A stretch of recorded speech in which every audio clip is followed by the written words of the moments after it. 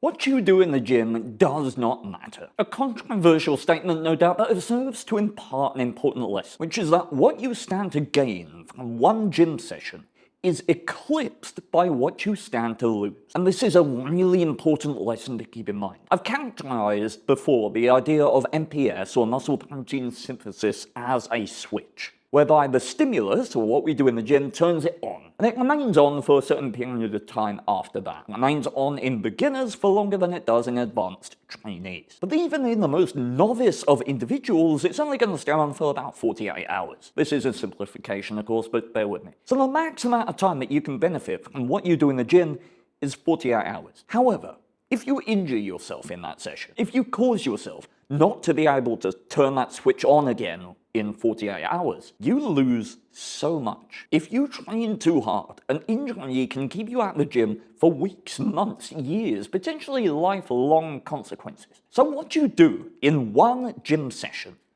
doesn't matter. No matter how hard you go, your max benefit is going to be 48 hours. And this is why the only thing that makes sense is measured conservatism. No matter how hard you go in one session, no matter how hard you push it, that benefit is transient, and the risk it carries is exponentially greater. This is why there's a golden balance to be struck between intensity, volume, and consistency. So I'll say it one more time.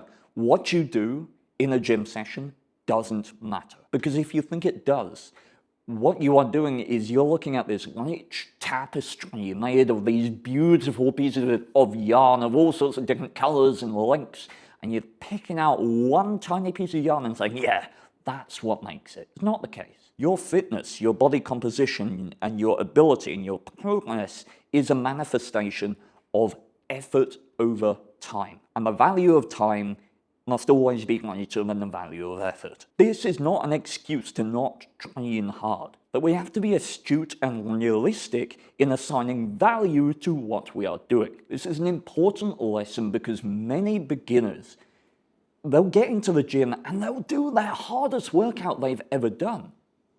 And in the context of overall fitness, that doesn't matter, or it's counterproductive. Because what creates fitness is exposure to escalating stimulus over time. What creates fitness is consistency. So the most important thing is to train in a manner that allows you to be consistent for as long as possible. And one of the biggest impacts on that is reducing injury risk. So train hard, but train responsibly. Thank you so much for watching. Do check out workoutways.co.uk if you're interested in my coaching and PT services. And until I see you again, bye-bye.